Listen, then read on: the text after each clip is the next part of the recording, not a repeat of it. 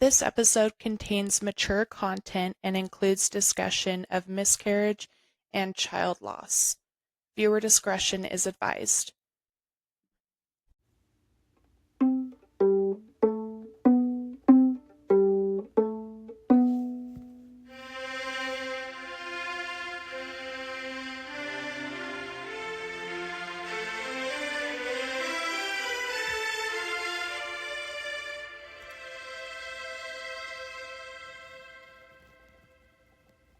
If you've been through something unthinkable, if you've ever been told not to share your story, to suck it up, buttercup, or thought, no one will believe me anyway, if you're still here fighting to figure out what comes next, then you have a story the world needs to hear, and we want to be the ones to help you share it.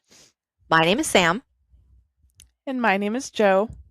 And we are Project Tell Your Story. And before we jump into today's conversation, we wanted to acknowledge that today's guest has chosen to remain anonymous.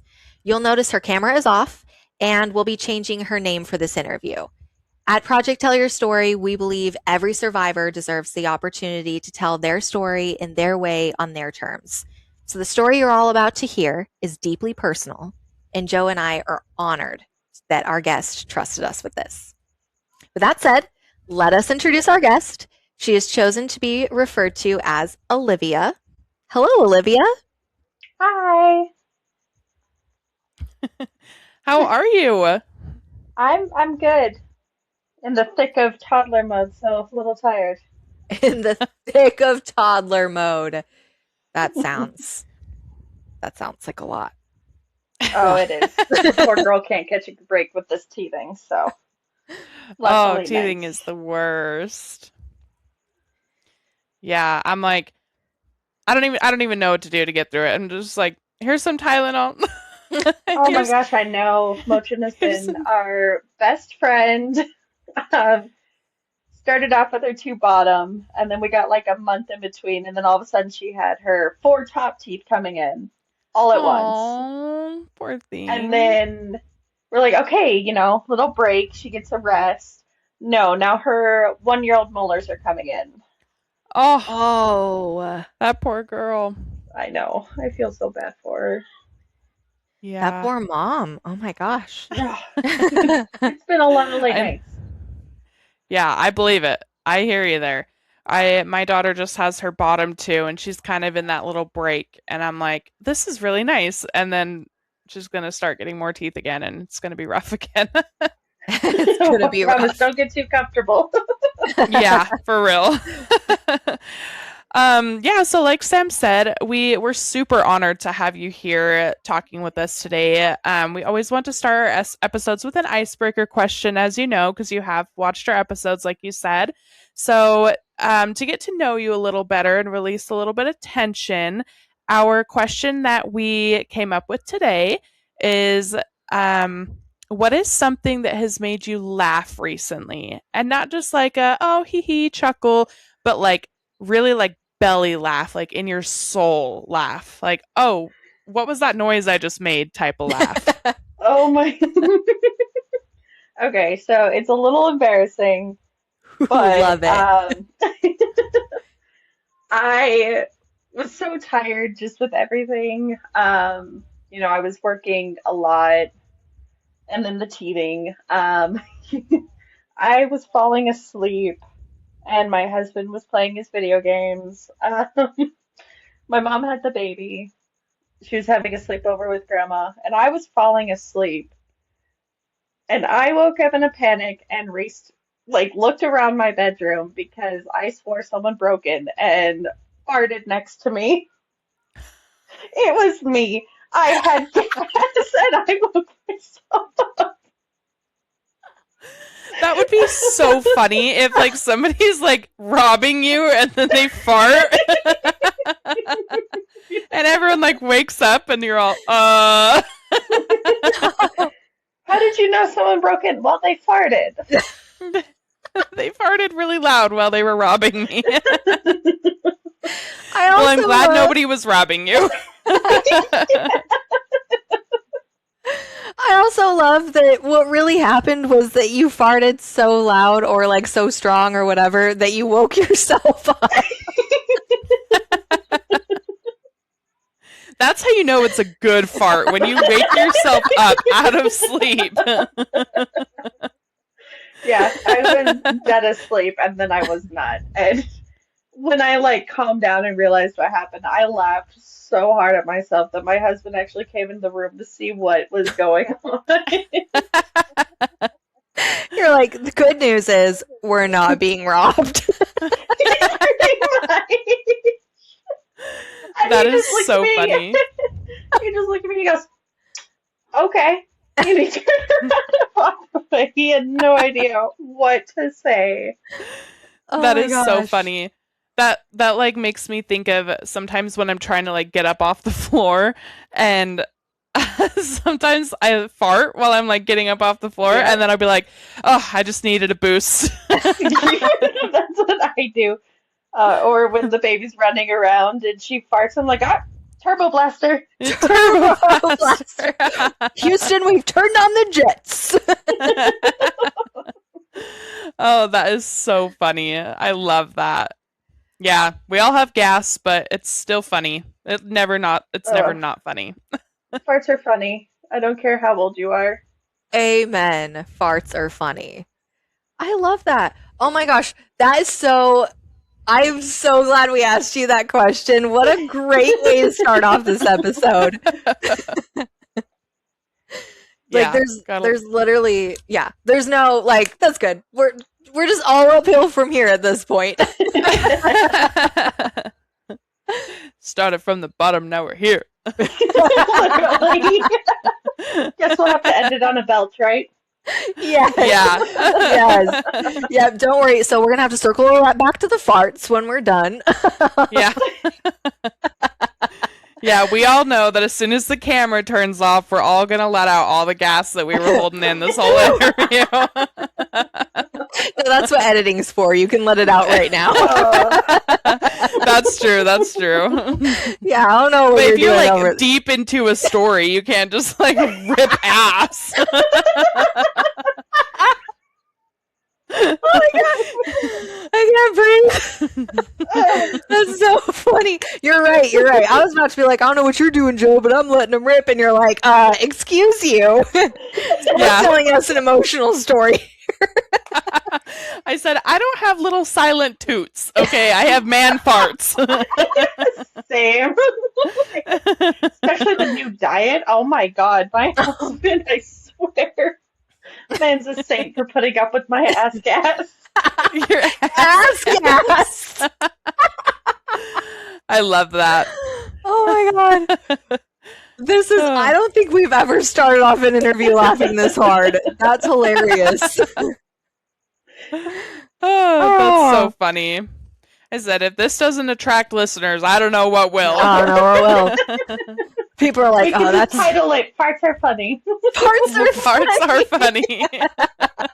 People are like, what Thank is you this for about? yeah, thank you for picking our title, because that's always hard. It is hard. Every time me and Joe are like, okay, we're gonna, like, it's literally, we wait till the very end and we're like, so, we're literally publishing this right now. What should we call it? This drops in like 5 minutes. Title quick. Yeah, quick. Yep, farts are funny. I'm actually gonna add that to our little interview outline title. Farts are funny. So that way we remember. Because inevitably, next week when we go to publish this, we'll be like, what were we going to call it again?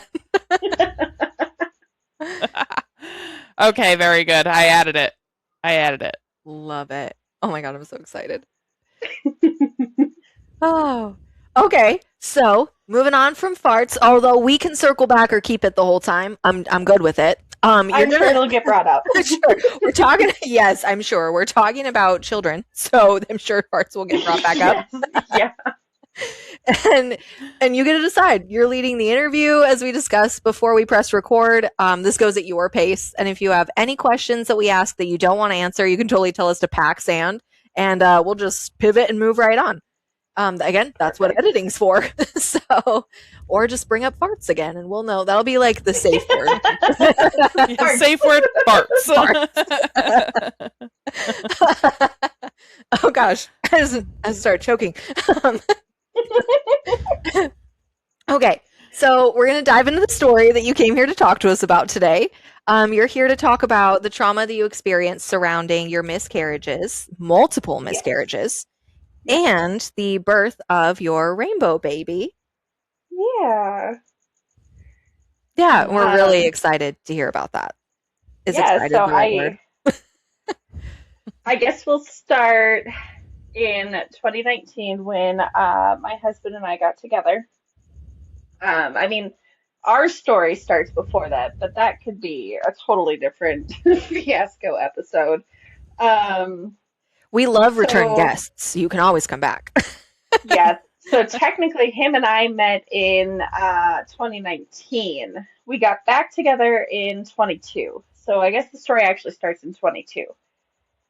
Um, so we got together in August of 22. And short version of that is he ended up moving to Colorado so we could be together. Um, so one thing I want to preface here in the beginning is it'll be brought up later in the story too, but we were actually going to get married in November of that year until we found out that his divorce never actually processed. So Yeah, Ooh. that that's would going put to a play into the hindrance. story. So we had our first miscarriage in September. Hmm. Um, and my husband and I, we make jokes. We deal with our trauma through jokes and humor. Um, so there may be some things that I say that might upset some people, but it's how we cope. And I know it's not how everyone copes. Um, but we in December of 22 we moved to Wisconsin. His dad needed some help and my grandma's there, so we did that. We had several more miscarriages. We actually had one over Christmas that year. Christmas Eve, I ended up in the Aw. hospital for the bleeding. Um, and then it got to the point like if I took a pregnancy test and it was super faint, I already knew it was going to happen before it happened. Uh-huh. I had a couple of chemical pregnancies in there. And then we started working with a doctor to, hopefully conceive because I have PCOS. Mm. So we knew it was going to be a hindrance and we knew that it was going to be a difficult journey. But we stuck together through it and we made our jokes like, what is it? I am at I told him one time I have a higher KD than he does. He's a big gamer, so he thought that was hilarious. Wait, what's a KB? KD is a kill death ratio. Oh my god. We made the comments about my uterus was spawn camping. Like I said, we have really, really dark humor, and it's just how we coped, and it got us through it. Yeah. Yeah. Um, so fast forwarding a little bit to his whole, so it would have been 2024 now. So jumping 2 years because nothing really exciting happened in that 2 year gap other than the 7 miscarriages. Um, You had 7 miscarriages in 2 years? yeah, yeah, Oh, seven girl. miscarriages in 2 years. It was rough. Yeah, that is horrible. 2024, we both just kind of silently accepted like it wasn't going to be the path for us. Parenthood wasn't going to happen. We started planning our lives around that without ever fully like saying it out loud and acknowledging what was happening. And it hurt. Like, don't get me wrong. Like, with all the jokes, with all of the, humor, we did cry a lot. We did feel emotion about it. We did, have those times where our relationship wasn't great because of it. Um, Yeah. and actually, in 2023, we separated for a little while. Mm. But we got back together. We came back together, and we, sat down and we're like, look, everything that happens, it has to be us versus the problem. It cannot be me versus you Yeah. because we're getting nowhere with it, and it's just not healthy. And it was hard. Um, so then, fast forwarding to 2024, my husband is a diabetic. He's a type 1. Um, well, 2024 in June, he had a seizure Mm. and it was in his sleep. So I am in the medical field. I called 911. He was in the hospital, and the neurosurgeon told us, they're like, oh, well, everybody gets one. Everybody gets one. You get one grand mal seizure in your life. Like, to me, it felt like, here's your freebie, have fun, with What? no actual answers. Yeah. That's And the he like craziest thing broke down ever. right. And he broke down the statistics of like how many people have one seizure in their lifetime and will never have another one.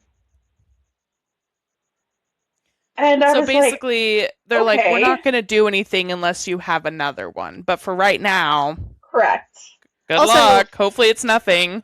like maybe I'm not talking to the right people, but I know people who have had seizures and I've never met someone who had one seizure. Like I've only met people if you've had seizures, you've had multiple seizures. Like that's Well, so wild. funnily enough, with that, I took him at his word because my uncle, when I was younger, had a seizure and he's Okay. never had another one. Okay. My baby cousin had a seizure when he was 2 years old, but they think that was a febrile seizure, not like, you know, an epileptic type of seizure. Yeah. Um, so yeah, I Okay. have actually met one other person, so I took him at his word. I didn't think anything of it. Yeah, that's fair. I'm just again, I'm talking to the Um, wrong people then. So, yeah, and I mean, he was under a lot of stress at that time because the divorce was happening, and that was just a chaotic shit show mess. Um, so, he was under a lot of stress, so it made sense to me. okay. You're under that much stress, your brain just kind of short circuits, it needs to shut off and turn back on, you know. Um, Yeah. so everything went smoothly from there. We were talking to a lawyer because his divorce was finalizing, and we're like, yeah, let's move on with this. And the lawyer told us we could get married 6 months to the day of his divorce. So that's what we planned. I went wedding, so I went wedding dress shopping in November of that year, and I went with one of my friends who was actually at the end of her pregnancy. And man, I was just having a rough day that day because I was like extremely emotional. I was so tired, everything hurt. Um, and then we went like 2 days later to go get our actual marriage license. And the lady's like, oh, well, your lawyer told you wrong because you can't even apply for a marriage license until 6 months to the day. Mm. Wait, And why I was is like, is that like the state you were living in's rules? yes, Like, oh, yeah, that okay. was their legality. And Okay. it's not like that for every state. Like Colorado, you can get divorced and remarried in the same day. Yeah, yeah, Like there's it's the state I live crazy. in, you can do that too. Yeah, it like they'll literally tell you on your divorce decree, like, oh, you're now legally to get married today. Right. So, Like, yeah. but in Huh. that state, you have to wait 6 months before you can remarry to pretty much ensure that you're not going to get back together with your ex. Interesting. Yeah. Okay. Um, So, yeah, that made me like insanely emotional for some reason. Like, I felt absolutely crushed, Oh. and I could not figure out why. So, we took the day, we just spent the day together and did some fun things to kind of cheer me up. And I remember thinking it was so weird how emotional I was getting over it because I'm used to setbacks, like, everything's been an uphill battle for us. So, um, that weekend, my grandma came for an early Thanksgiving. Um, and I was just so tired. I could not for the life of me figure out why I was falling asleep on the couch. Um, so that happened, and it was actually the day after actual Thanksgiving, so the Black Friday that year. I had had a little bit of spotting, and because of the PCOS, I'm used to irregular periods. Um, and I did that thing that I know some women can relate to. I was like, hey, I'm going to take a pregnancy test to jumpstart my period. So, Wait, taking a pregnancy test jumpstarts your period? you've never heard of that? No. Oh my We're gosh. oblivious. Yeah, tell There's us. a lot of women that, it always worked for me in the past. I'd take a pregnancy test and my period would start within a couple of days. So is that like It's more supposed of to like be a a psychological white thing? tail, Okay, yeah. I Where, think. okay. I, Um, that's so pretty I did cool. that. Uh, and I didn't even look at the test. Like I didn't sit there staring at it because I was like, oh, this is going to be negative, or, worst case scenario, we're about to have another miscarriage. Hmm.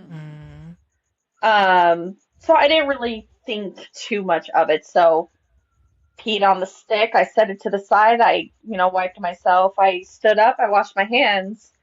And I look over at it and it's not done processing. And it was so positive. And I just sat there and stared at it in like complete shock. I didn't know how to process that. So the part that's going to make you guys laugh. I had always dreamed I was going to tell my husband in the cutest way. I was gonna, put it in a little gift bag, or I was gonna make it into a treasure hunt, or, put some buns in the oven and have him open the oven and go, oh, do you get the hint kind of thing. Yeah. So here's the reality of what actually happened. When the shock factor wore off, my husband was working overnights. So he had just fallen asleep like 2 hours before this. I went running from our bathroom to our bedroom and I shoved it about a centimeter away from his eyeballs. And I was screaming, asking if I was delusional. So when my poor husband sat up, thinking something was wrong, I shoved a pea stick into his eyeball. I was just gonna say, look at my pea stick. And that's how he Literally stabbed guys. him in the eye with it.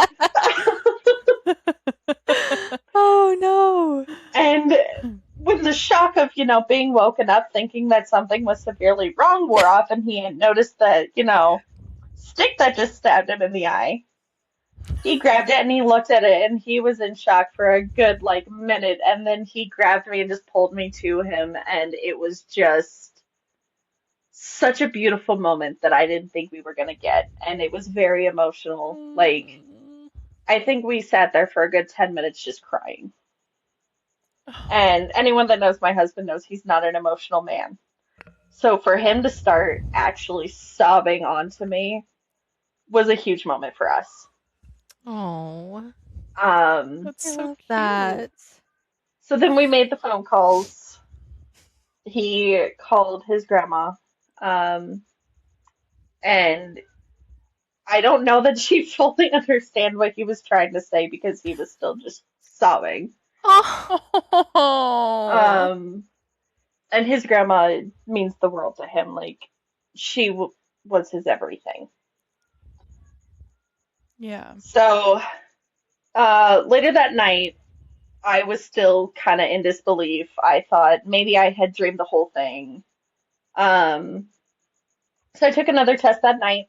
It was positive, obviously. Um, and I just could not get over the fact. Like, it did not feel real. So the next day I was like, you know what? These are probably false positives. These are just fucking with me. So I took a digital. And I don't know if you guys have ever taken a digital pregnancy test on how it takes like 5 minutes and that stupid flashing light that gets your anxiety going. Yep. Mm-hmm. So I peed in a cup, stuck it in there, when it said that it was done, put the cap on, set it to the side, washed myself up, washed my hands, etc. It was still blinking on the first line. So I walked to my bedroom, I set it on the nightstand, and I sat down in bed with my husband, and I was like, oh my God, this is going to say not pregnant. I look over. Well, so when I set it down, it was still flashing on the first bar. I looked over and it was already up on the screen saying pregnant. Yeah, you were like And pregnant. I was, yeah, yeah. So we thought, I was like, there's no way. So in the state we were in order to get onto state benefits, you have to have it confirmed. So I did some research and I found out that there was a free clinic like an hour away. So the next day off we had together, we went up there to have it confirmed. The lady came in, she was talking to me, asking why I was there, what made me think I was pregnant. I explained it to her. She's like, okay, well, you're going to pee in the little jar. We'll run the test and we'll come back. So I did that. She came, she took it, and she came back in like a minute. And she's like, I did not expect that to process so fast. And she's like, yeah, you are definitely pregnant. So I'm sitting there like, still like, oh my God, is this even real? Like, am I just having a fever dream? Did something happen and I'm in a coma? So I called and the next day and got the state benefits going. I called a couple of OB offices and they're like, oh, well, we don't actually really see people until like 12 weeks. I was like, okay, but I am a high risk pregnancy. Like, I am classified a high risk pregnancy. Here's my history, blah, blah, blah, blah, blah. Well, yeah, with So 7 I miscarriages. Yeah. yeah. So they actually got me in touch with an OB. But the thing was, the first couple of appointments weren't going to be with her because it was so, early and like, hey, you need to get in quickly for your first ultrasound kind of thing. Well, okay, so actually, I missed a step there. They scheduled me for HCG labs and they did my blood work and my numbers were incredibly high. Like I think the first one was like 5,000. Wow. And they were leaning towards either I was farther in than I really thought, or I was having twins. And twins run in my family. So my mom was a twin. So I was like, oh my God, like we go from this to possibly two babies. Like what? Yeah. So freaking out. I go in for the next set and my numbers way more than doubled like they wanted. I went from like 5,000 to 25,000. So they really thought that there was Holy twins in there. shit. Yeah, they really, really thought there was twins in there. So I got scheduled for my first ultrasound at 6 weeks. Due to last menstrual period, they were thinking I was only about 4 to 5 weeks. So I go in for the first ultrasound and only one baby in there. Just very determined little baby. Very determined little baby. Yeah, she's like, I have to fight. Yeah. Oh, yeah. So we got the ultrasound done at 6 weeks and then had another one at 8 weeks. And I remember I would just sit there and stare at the ultrasound like, this isn't mine. They mixed me up with someone. Like I didn't watch it on the screen as they were performing it. I was like, oh my God, like they mixed me up with someone. There's no way this is me. Oh. And we had a lot of ultrasounds throughout the pregnancy because of me being high risk. And my husband is also kind of a giant. My husband is 6 foot. His dad is 6'4". Or no, his dad is 6'4". His brother is 6'2". They're big. Um, so the entire pregnancy, it was just a constant battle of this isn't real. Or once I finally accepted the fact that yes, I am actually pregnant, it became a whole different struggle for me because of the miscarriages. It was literally on Google every 5 minutes. Is this normal? Is this normal? Or every little thing that happened, I was like, oh, well, I'm going to lose the baby. Like, literally every little thing had me in my head of, I'm not going to be able to carry this pregnancy. I'm about to lose the baby. It was really hard mentally. Um, so we ended up moving into a different apartment. Same landlord. Our landlords were so amazing. They were the best people. Like, oh my God, I am so grateful for them. They had actually bought a new building, and we were on an upstairs floor, and I'm already clumsy. Like, I trip on air. I drop my shirts with me in them, kind of clumsy. Um, so our landlords were like, hey, do you know anyone that might be wanting to rent an apartment? We just bought this new building. And I was, as a joke, I was like, oh, hey, if you have a bottom unit available, I just found out I'm pregnant, blah, blah. And they were like, wait, seriously? And I was like, yeah. So they actually were like, hey, like, we are absolutely okay with moving you to this new unit at the bottom floor. And I was like, Wow. oh, yeah, let's do it. Because the apartment we were in, how they do it there is like, it's actually a house broken into different units.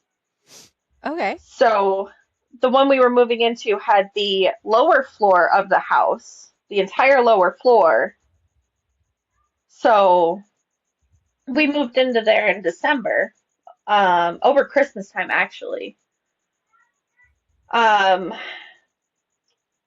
Everything went well until I was like 8 weeks pregnant and I fell in the ice.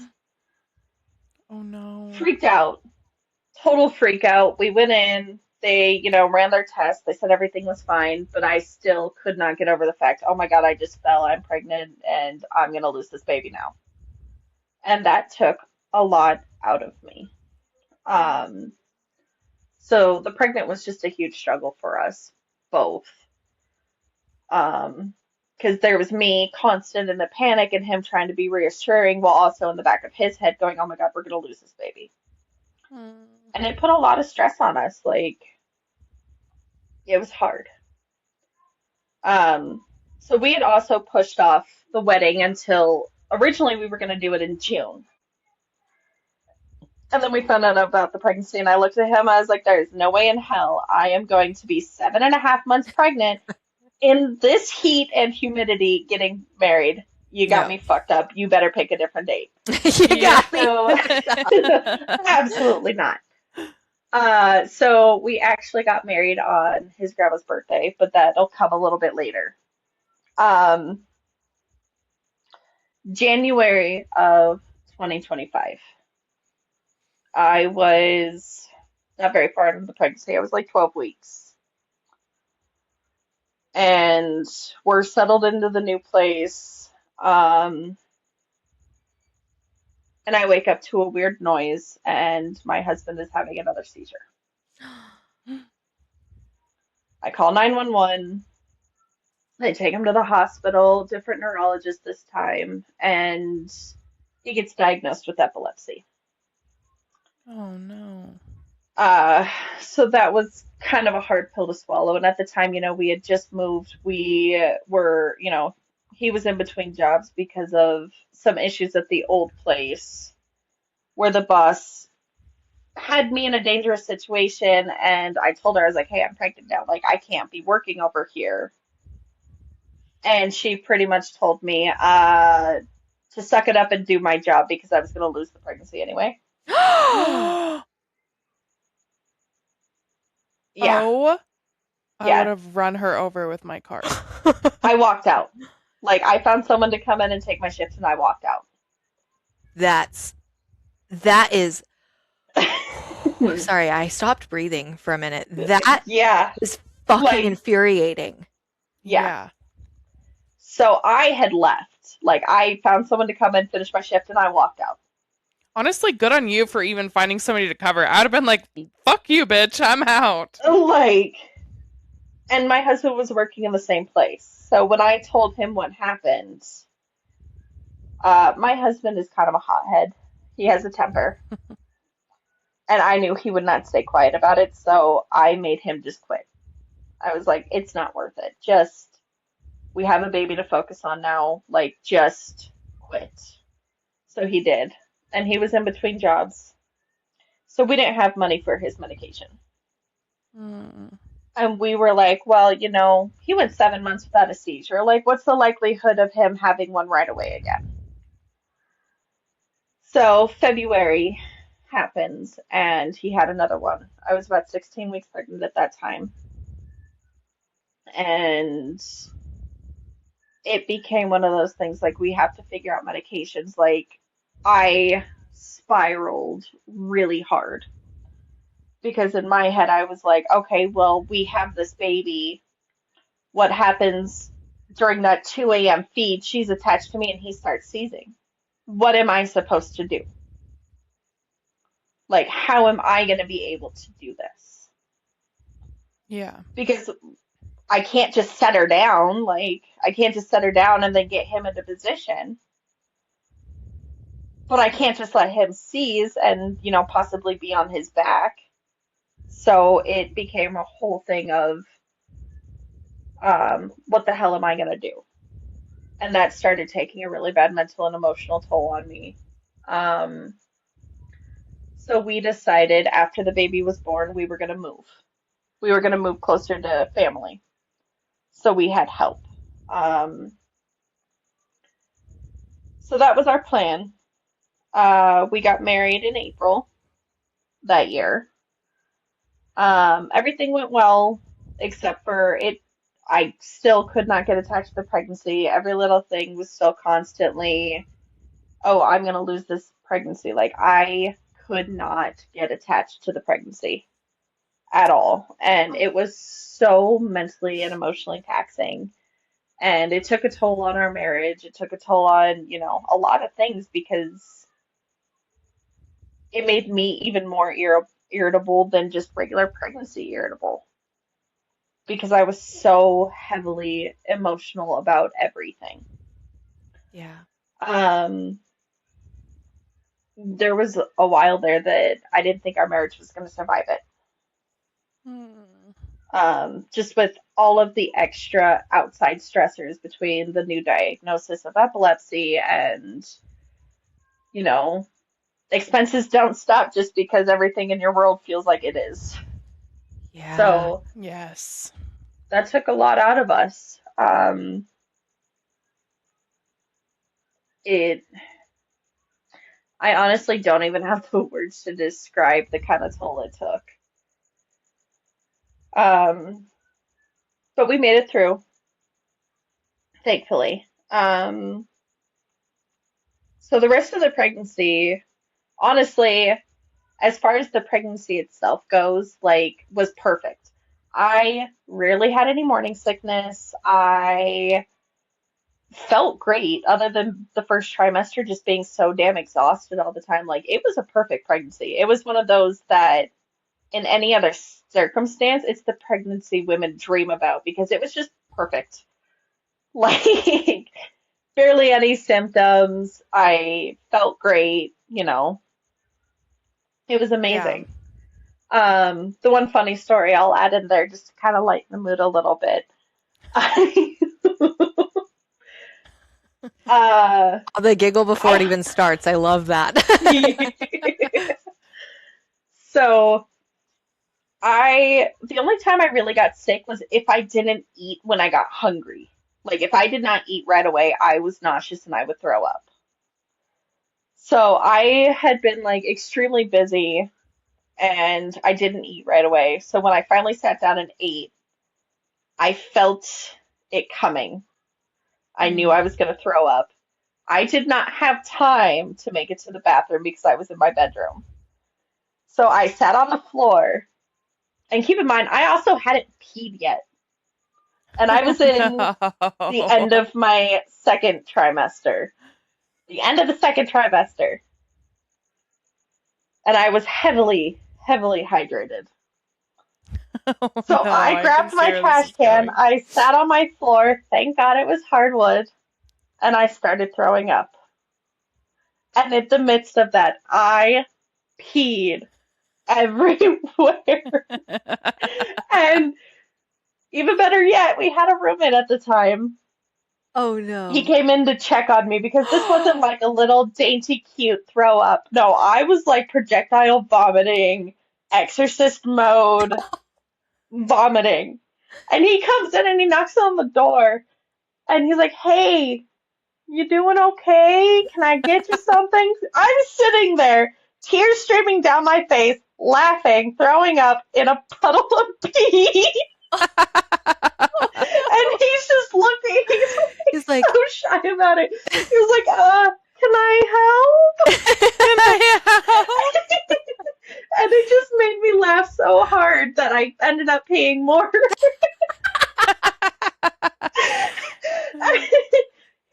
It was so sweet. Like he had such a good heart about it. But I was like, I don't think there's anything you can do for me right now. you're like, nope, it's too far gone. Just I And was that like, is maybe how grab me a towel. Like I think the only thing you can do at this point is just give me a towel. you turned your roommate gay. Yeah, at the very least celibate. Like something coming from him. I definitely thought you were gonna say like, and that is how I die. Like, Like, oh my god. that was so It funny. was it was hilarious. Like that was in the moment it sucked, but now it's a memory that just makes me laugh so hard every time. Oh my gosh, that's Yeah, so funny. that is so funny. So because of being high risk and because, my husband's a giant and giants run in his family, we had to, in the final trimester, we had to do weekly ultrasounds and monthly growth scans to make sure she didn't get too big, which is very bittersweet. It was great being able to see my baby as much as I did, but it sucks that it had to happen because of me being high risk. And I mean, I got massive. Like, I was huge. I had to wear belly bands because if I didn't, my belly was just so big and she was so big. I was having such bad sciatica to the point I could not move. Like, that's where the pregnancy kind of took a turn Mm. as far as being perfect and amazing. Because the sciatica was so bad, like, I felt like I was splitting in two if I did not have my belly band on. Ooh. Oh, Wait, and how Um, long were you at this terrible. point? this was in the third trimester, so this was Okay. actually more towards the end. It was the last like 2 months of the pregnancy. Um, and I will say, as a PSA for anyone who is older or just in general, if a pregnant woman is at the store, do not touch them. Do not make comments on their baby belly. I don't need to hear, "Are you sure it's not too?" Yeah, I'm pretty damn sure. Like, I get it. I am massive, but shut up. Like, That's when Please you just come back with, what about you? How far along are you? oh no, I started just resulting to making people uncomfortable. I would look at them and go, I'm not pregnant. Or I looked at the one, oh, I'm sorry, it's actually a tumor. Like, It's actually a tumor. yeah, I made people super uncomfortable. There was one lady Oh. that came up and touched my belly and rubbed on my belly, and I turned around and I did the same thing to her. I just started rubbing her belly. Like, I I already don't like being touched. Like, don't come up and I don't know you. Like, Yeah. who do you think you are? I don't know you. Go Literally away. so fucking weird. I hated that. I hated Ugh. that. I'd be like, How far along okay. are you? How far along are you? Do you know the gender? Like, the amount of people that are so nosy about your baby's gender, like, is Yeah. insane. And finally, I got fed up with it, and I would look at people and go, "Why are you so interested in my baby's genitalia? Ha. Like, why are you so interested? That's weird." Yeah. Weird. So I guess my thing is just like, mind your business. Just mind Mind your your business. business. Like, I was big pregnant, end of the pregnancy, in the humid heat. Like, I was annoyed. Yeah, don't Oh, touch everything me. irritated me. That's so weird. Yeah. Yeah. Um, so we actually had like a really bad heat wave towards the end of my pregnancy. It hit like 130 degrees. And I was like, I don't want to go outside in this. Like, I'm already uncomfortable. I'm already sleeping naked in front of my AC with the bed as close as physically possible to it. My poor husband's under four comforters, but I'm great. You're like, suck it up, dude. This is a you problem. This is a you. Oh, here's another fun story. I got really bad insomnia towards the end. It was like 2 o'clock in the morning. I'm sitting in bed. My husband's asleep next to me, and I dropped my phone. And I shifted my weight to pick up my phone. And my husband, out of nowhere, reaches out, grabs my arm, and pulls me back into bed. And he's like, I just saved your life. Because he thought I was falling out of bed. He's like, What oh, a good guy. Oh, he's a saint. He put up with a lot of shit from me. Um, Especially during the pregnancy. Like, he's a saint. Um, Yeah. All the daddies in the world, they deserve a prize oh, for dealing with their yeah. pregnant wives. Oh, yeah. Like, absolutely. Like, they deserve an award because, man, pregnancy hormones do something to us. Uh, like referenced in the beginning, pregnancy gas. Oh Yeah. my God. I Yeah. gagged a couple of times because of my own gas. Was that bad? you're like, I didn't have morning sickness, but now I do. Yeah. Or Throws up from your own fart. yeah, I did. I think I did once actually. Or the time that I cried because my husband farted and it scared me. I sobbed so hard during the pregnancy because of that. You're like, that was Um, so mean. and then he asked me what my problem was, and that just made me cry even harder because what the fuck do you mean what my problem is? What's your problem? Why are you farting so loud? Yeah, that man, he's a saint. I don't know how he put up with me through that entire pregnancy.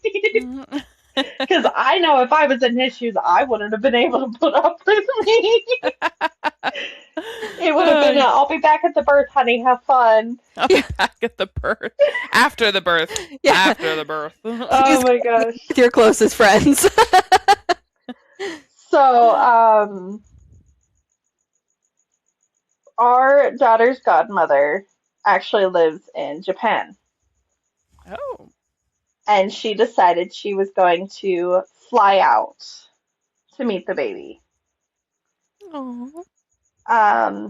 So towards the end of the pregnancy, we were given the option of let it, run its course and do everything naturally, or induce. And she was already measuring like huge. By 36 weeks, they had her measuring at like 7.5 pounds. Dang. So we knew she was going to be big. My OB weighed all the risks with me, and she's like, "Look, I'm honestly worried if you try because typically your first pregnancy you will carry over term." She's like, "I am worried that this baby's going to get too big, and you will have to have a C-section because she won't be able to fit." So I was like, you know what? Like, we have someone flying literally across the world to come meet this baby. She's already big. I'm over this. Let's go ahead with the induction. So here's gonna be the next, like, what the fuck part of this story. Um, so induction day comes. We get to the hospital bright and early in the morning. I meet with my OB. We get me all settled in. Um, and they start me on a pill. So I was also, I'm gonna put this out here for the ladies. I was G I had strep A. GBS positive. There we go. Yes. GBS positive. There is nothing wrong with that. It does not mean you are dirty. It does not mean anything about you. It just means that something that naturally grows in your body is very present. There is nothing dirty about it. Yep, I was GBS positive too. And I'm clean, so. Exactly. Like, I am so hygienic. I showered daily. So it does not mean anything about you, and do not take it that way if you are GBS positive. Um, so they got me on the IV. They started a pill to get things started, get my cervix to do whatever it's supposed to do. And then I was on an IV antibiotic. I think it was like every 4 hours, just for the GBS. Damn it. So I was on an antibiotic. That's all they had to do was just put me on an antibiotic. So things, obviously nothing really happened that first day. I went in there with the birth plan of I want the option of an epidural available, and don't kill me. I love That's that a good birth plan. Like, Don't I let me did die. not go, like, I didn't go in there with the mindset of, oh, it has to go this way and I want this and I want. No, it is childbirth. It is unpredictable. You cannot plan your birth. You can plan small things that you want. If you want to have a natural birth, no medication, more power to you. You go for it. Like, I fully support you. If you want the epidural the second you walk in, great, awesome. You want certain music going? Perfect. But you cannot plan your birth. Because I promise that baby is not going to cooperate. Mine sure as hell did not. So, first day was boring. We filled out the paperwork, filled out her birth certificate. Um, what I will say that happened in that first day changed a lot for me because my father-in-law decided to get drunk and lash out. In the hospital? And no, over messages. So I had a group chat. So he has another granddaughter that's born in August, and we're at the end of July. Her due date was August 5th. And he has this thing. He is, I'm trying to think of how to explain it. He seems to think that his first grandchild is the only grandchild that matters. She's his everything. He had even told my husband at one point, like, I will never love your children if you have them as much as I love her. Oh my Holy shit! God. Yeah. So my father-in-law got drunk, and in the group chat he was just putting all kinds of shit about he wants another August baby. You know, it's his grandbaby. He doesn't give a fuck what anyone says. She better be born in August. Who the So fuck are you? Ah, I ended up removing him from the group chat. good. Good for And you. I sent my husband to the gas station because at the hospital I was giving birth at, um, I was allowed to eat up until I was either A, in active labor, or B, I got an epidural. I was allowed to eat the whole time. And this girl was starving. So I made my husband go get me something to eat. He went to Taco Bell. And during Love that Taco time, Bell. his dad started blowing up my phone about why the fuck did I take him out of the group chat? It's his grandbaby. He deserves to know. And he doesn't care. He'll never love this baby as much as he loves his first grandchild. And I need to stop inducing labor Sorry. because she I better be sneezed. born in August. And I was Holy like, shit. no, we are not You doing said this. I was like, you are for not about to be somebody this disrespectful while I am actively in labor. Like, or no, we are ever not or doing ever. this. Or ever. Like, Yeah, and it for somebody became for a somebody whole who thing.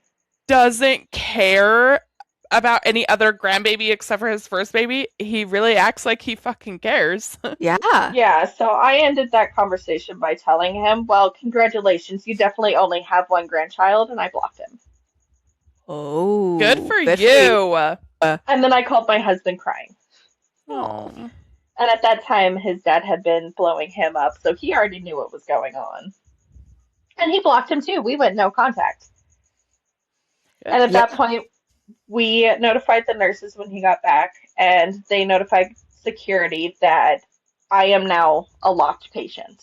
Nobody in without approval. Um, so, Are you worried that he would show up? yeah, Wow. we were.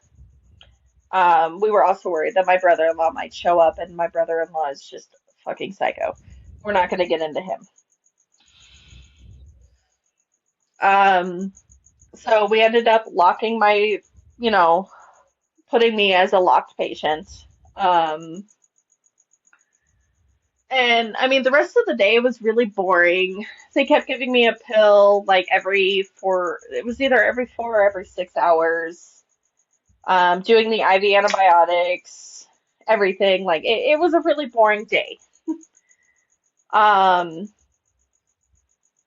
so every time that they gave me the pill, they had to put me on monitors for an hour.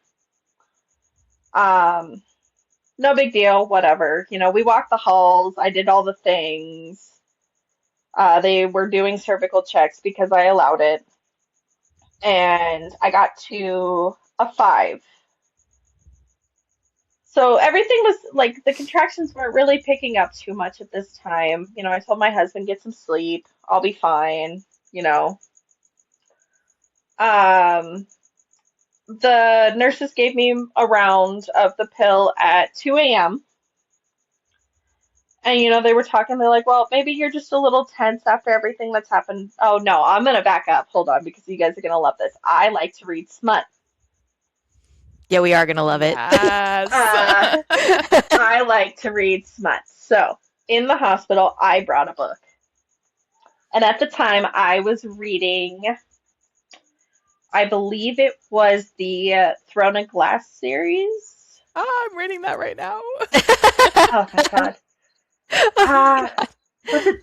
I don't remember exactly what it was, but I know was one of my smuttier series that I brought. Don't spoil it. I won't. She was like, hold on. But the night shift came on, and my night nurses, oh my God, I adored them so much.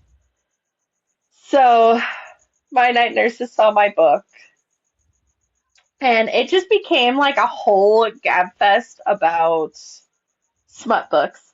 And they Aw. had asked me if I remembered which book I got pregnant to. Like my night nurses were the best. I adored them.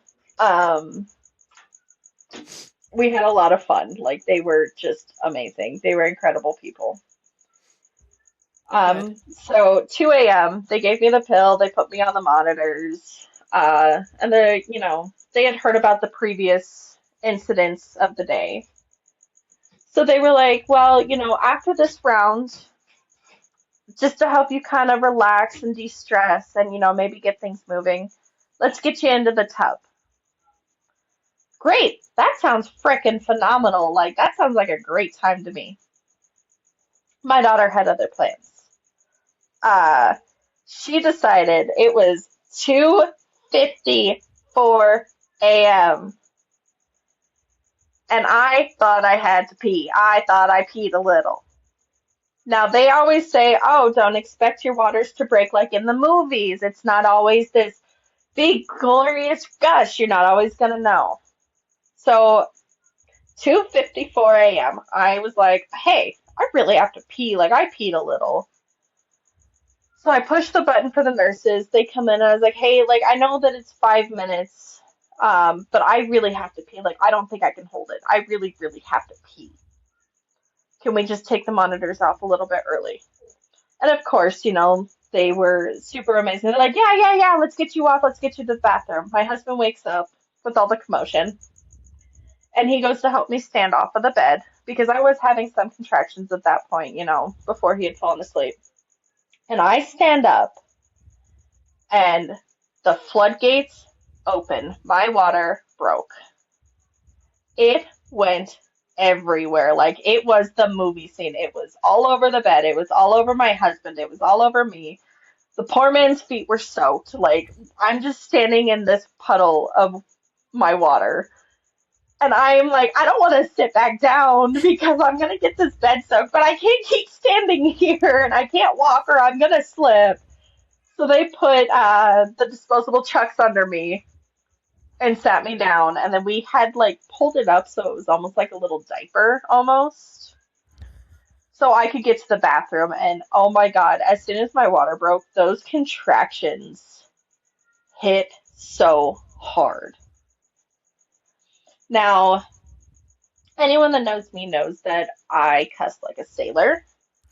I have the worst potty mouth. And here's the part that I regret probably the most during my labor. I was not at a cussing point yet. It hurt. It hurt so bad, but I was not at a cussing point of hurt.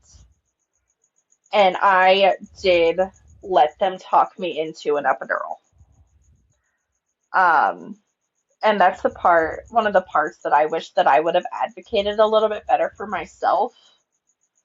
And I wish I would have waited because I do feel like the outcome of my labor and delivery experience would have been dramatically different had I waited. Mm. Because after you get the epidural, like you can't get out of the bed. I couldn't go walk the halls. I couldn't bounce on the stupid yoga ball. I couldn't do any of that. But I did let them talk me into getting the epidural. Um, I have a really bad adhesive allergy to the point that I will blister. So I'm going to Oh preface that because it's going to be no. important in a little bit. Oh no, I see where this is going. So they did my epidural. Um, and it was working so phenomenally. Like I did not feel a thing. But what should have been a red flag, which is going to be needed for later, is I could still move my legs. I could still help them with the position changes and everything. So July 31st, day 2 of labor. Um, they were helping me reposition. My grandma came up to see me. She stayed for a little while, but we weren't really having progress in the labor department. I wasn't dilating anymore. They had started Pitocin that morning, and everything was just like going wrong from that point of the epidural. Like Labor pretty much stopped by 2 o'clock in the afternoon. I wasn't contracting. My pitocin was maxed out. Um, like just everything just stopped. So my OB came in before she left the hospital for the day to check in. They did a cervical check, and my cervix actually had begun to swell. So I Mm. went from a 5 to a 4 from the swelling. Oh no. Oh no. Um, the Pitocin wasn't working. I was no longer contracting. The baby's heart rate kept dropping. So she's like, here's our options moving forward. We can stop the Pitocin for a couple of hours and then restart it and see if anything, you know, continues. We can continue the Pitocin for another 6 hours, and after that, we're going to have to do a C-section if nothing happens. Or we can go straight for the C-section. So I was like, I need a little bit to talk to my husband and kind of figure this out. Now, him and I were already on the same page because my back was blistering. I was just over it. The baby's heart rate kept dropping. So as soon as she walked out of the room, I looked at him. He's like, C-section? I was like, yeah, we're gonna go with the C-section. Like, You're like, my back is blistering. I'm over this. I'm done. So we paged the nurses about 30 minutes later. My OB was already planning. She was going to go home. She was going to have dinner with her family. And, then she was going to pack a bag and she was going to come stay at the hospital just to be safe because, that shit can happen in an instant. And she lived because we were in a super small town. Like, I was the only one there having a baby. Kind of small town. wow. So her plan was to do all of that and come back and just stay. So here's the next what the fuck moment. We page for the nurses so we can let them know our decision that was given to us by my doctor to go through with the C-section. The nurse goes, okay, I'll be right back. 30 minutes later, hold on. I need nicotine for this part. She comes back into the room 30 minutes later and goes, well, I talked with the other nurse and we think you just need to wait it out and let your body do what it needs to do. What? You said, well, that's great that you think that, but this is not I looked at them your and I was choice. like, no. I was like too shocked to speak, and so was my husband. We were both like, what the fuck did you just say? Yeah. So she leaves the room. And I just had this feeling, like I just knew they were denying my request. That was my decision. And I should have advocated harder for myself. But at that time in my head, I was like, okay, well, night shift comes on in an hour. So I did not advocate for myself like I should have. I should have, had them bring their boss to come talk to me because what the fuck do you mean you think I should just wait it out? Like, who the fuck do you think you are? You don't Yeah. get to make that decision for me. Yeah. Yeah. But we were both just in this state of shock, I guess, that they thought that was acceptable. Right. Well, and you shouldn't have to advocate for yourself. Like that I'm sitting here listening to you and I'm getting so frustrated and at the scenario in general, but then also my heart is breaking because I hear you saying like you're taking the blame. Like I could have been better and I should have fought for myself.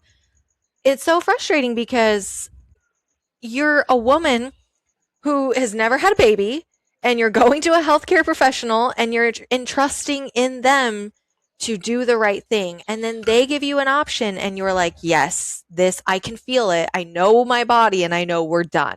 Like my cervix is So swelling for God's sake. So it just makes me there's so more to it mad. with the day shift nurses too. Like I did not like my day shift nurses. Like I after the epidural, obviously I had to have a catheter. I couldn't feel when I had to pee. Hmm. Oh, So that their practice was they were supposed to be coming in to manually drain my bladder. Like So straight I capping you? didn't, yeah. wait, So what does I that didn't have a mean? constant So instead of having like just a catheter placed in there to just keep draining constantly, they were supposed to come in, insert a catheter, drain my bladder, and remove Oh my God. Nope. No. it. They weren't doing that. They did it once, and I never saw them again to do it. So you're just like peeing everywhere? As far as I probably could, I don't know because I was so numb. I didn't know. Yeah. Like, I Oh had no idea my what was God. going on down there. I couldn't feel Yeah. it, so I didn't care, But Yeah. at the same time, I Yeah, but cared because you're still. supposed to be doing this every couple of hours, and you did it once. Yeah, how dare they Yeah. not come back? And otherwise you're And like, I guess I'm sitting in my own urine. And so you said that you're the only person exactly, I was giving just birth, about so to what say the hell that. are they It's doing? not like they were busy. They didn't have anyone else to take care of, so what were you doing? Right. Yeah. So night shift was an hour away. I was like, you know what? Whatever. I knew that one of the nurses I had the first night was going to be there again. And she came in to say hi to me before she went and got shift report. And I was like, hey, as soon as day shift leaves, I need you to come back and we need to talk. And she was like, okay, I don't like the sound of that, but I will be here. So they came in, they did their rounds, day shift updated, night shift in front of me because they believed in transparency at that hospital, which I didn't really mind. So they did the shift report in front of me, and I'm sitting there biting my lip because I Girl, was you so shouldn't fucking have. You should have angry. laid it out. I was like just waiting for day shift to leave. So finally, night shift kicked day shift out because they're like, okay, well, we're going to spend some time with the patient. You guys are good. Have a great night. The door's shut, and my nurse from the previous night looks at me and goes, spill the tea. What happened? So I was like, have they called my OB yet? And they're like, no, why? Like, why would they need to? So I explained it. I was like, look, she gave me these options. We chose the C-section. And this is what they told me. So I needed to know if they actually called her to tell her my decision. They're like, no, they didn't. And you could see this nurse was like visibly fuming. She was so angry. She's like, I'll be right back. I'm going to go start making the phone calls. And oh my God, everything started moving so fast. They came back within 5 minutes, and suddenly I'm being prepped for something. My husband's being fitted with scrubs. Like everything was just a whirlwind. It was insane how fast everything moved from that point. Good. So I get wheeled down to the OR. And this is where some major trauma happens. I pretty much missed the birth of my daughter. Mm. So I get wheeled down there. They do the sharper pressure test. And for anyone who hasn't had a C-section, what that is they take the back of the scalpel, the non-sharp part, and they push on your belly in places. And they go, okay, does this feel sharp or does this feel like pressure? Because they need to know that everything is working properly before they start literally cutting you open. Right. It felt like pressure. So they make the first incision. They bring my husband in. He's sitting next to me, and oh my God.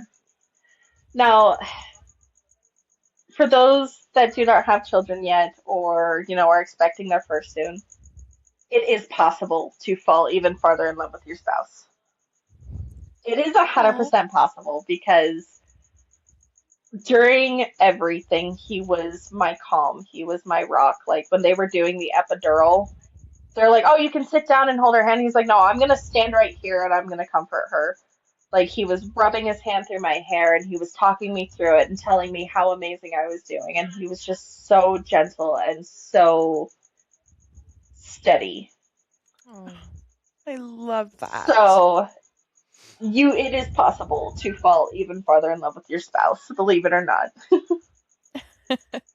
Um, so, the C-section starts, he comes in and he doesn't even like look over the curtain to start. And, he doesn't sit there and watch it to watch his child be brought in. He was right there next to my head, rubbing my hair and telling me that I'm beautiful and telling me that, he was so perfect. Like, I don't even have the words to describe the way I was feeling in that moment. Oh, I Um, love that. I'm like crying. I'm like, this is a love ah, story. it was it was such a beautiful thing. Like it was so beautiful. It was so perfect. He was amazing. Um, but then everything changed and shit hit the fan. Um, I looked at him and he'll even say it, like my face changed. And I looked at him and I was like, "Hey, this kind of stings." And within seconds of me saying that, my epidural fails. Oh my God. And I start feeling literally everything. I feel every cut. I feel everything they were doing. Oh my God. And I start screaming. And that causes the entire OR to start a panic. Yeah. And at that point, it is too late to put me under. So my anesthesiologist is barking out orders, bring me this, bring me this, bring me this. They started a morphine drip, they started Toradol, they started Vicodin, Oxy, and then they put me on ketamine. Now, for those of you that do not know what ketamine is, it is legal LSD. Um, my anesthesiologist was amazing. He leaned down and he explained it to me very quickly what was about to happen. And he explained to me, "You're about to be on cloud nine and you're going to be tripping. Like, here's what is about to happen." Um, and I remember right before he pushed it, like, I felt something spill over the side of my incision. And in my head, I can't see what's going on. I was like, "Oh my God, this is blood." And then I'm in a trip. And I Oh remember shit. thinking through that entire trip, I am dying. This is death. I'm never going to be there for my daughter. I am dying. Oh, And it was terrifying. It was one of the worst things I could have experienced. And that scared me more than anything. yeah. Um, so I metabolize pain medications and drugs in general just insanely fast. So I came through that trip and they were trying to put the retractors in to move my muscles out of the way. And that hurt so bad. Like I started screaming again and the anesthesiologist is just confused because that should have put me on the dose he gave me should have put me under for the rest of this C-section. Like there's no way I should have been awake right now. Um So I'm screaming. My husband's right next to my ear telling me it's almost over, like trying to reassure me. And Oh my God. the anesthesiologist leans down, gets next to my ear, and goes, "Do you want more of the loopy drugs?" Immediate yes. Like, Yeah, give You're me like, it was, I don't care. Give me anything. it was unbearable. Like, it was the worst pain I have ever felt. So he pushed more. that trip wasn't as bad. Um, but I missed the birth of my daughter. Oh. Mm. So when I came through next, I remember my husband literally the entire time was just comforting me, like even when I couldn't realize it. Because when I came through, I remember him, she's here, she's perfect, she's beautiful, just constant reassurance. And I remember looking over at one point, everything was spinning, but he was holding our daughter in his arms and just crying. Oh. And I remember looking at him during that time and I was like, is she okay? Is she okay? She's not crying. And he was just, she's perfect. Oh. So they were closing me up at the time and I was still feeling everything. But they were getting ready to take her up to the room, and my husband looks at me and he goes, well, do you want me to stay with you or do you want me with her? And I looked at him, I was like, you don't leave her side. Oh. Do not leave her side. So he kissed me, told me I did amazing, and that he'll be waiting upstairs for me. So he left with her. They were still closing me up, and the anesthesiologist gave me a nerve block in my stomach. And he looked at me and he's like, well, for most people, this lasts for 24 hours, but I'm sure you'll be lucky to get 12 hours out of it. You said, where the hell was this when I was giving birth? Right? Like, come on. Oh my God. So they finished closing me up. My OB was amazing. She made sure there was absolutely no adhesives used. Good. They get me into my recovery bed and they start taking me up, and I don't remember a whole lot because I was still, on a lot of drugs. Yeah. I get back up to the room and I remember them trying to hand me this tiny little newborn, and I was like, I can't hold her right now. And it broke my heart because I wanted nothing more than to hold my baby, but I was not safe. And to make the decision to prioritize her safety over my want was hard. So can you explain that? Like, do you mean just because you couldn't feel your body? So, no, so I was still coming off of the drugs and I was still spinning and my body was weak and I did not feel very in control of my body at that time. Yeah. And the fact that anytime I would open my eyes, it was worse than like being drunk kind of spins.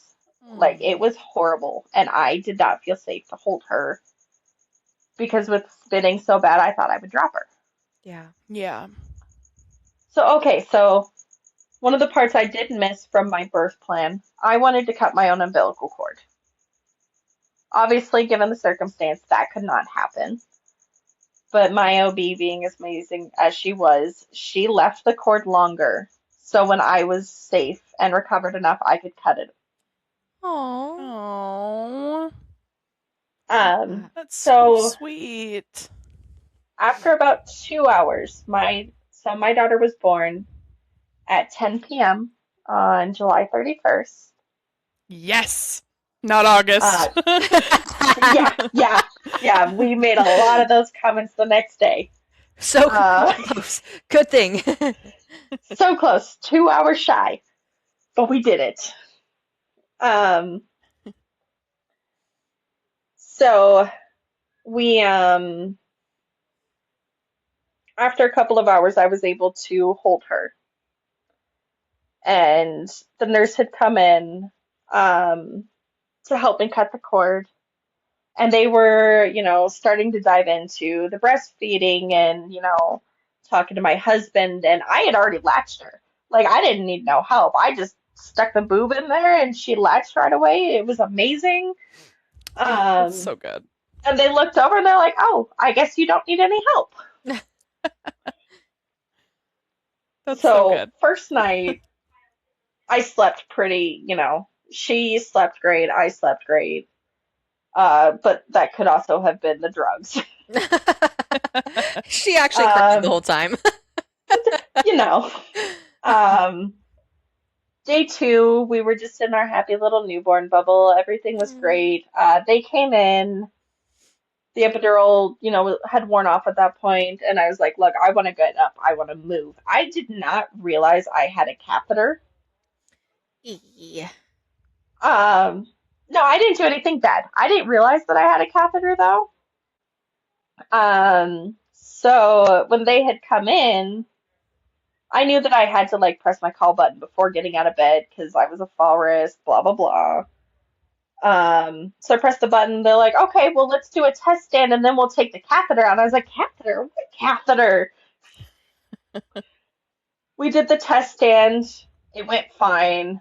They removed the catheter, which is the weirdest freaking feeling. Like, if you've never had a catheter before, that feeling of it coming out is just weird. I have not. I cannot explain that feeling.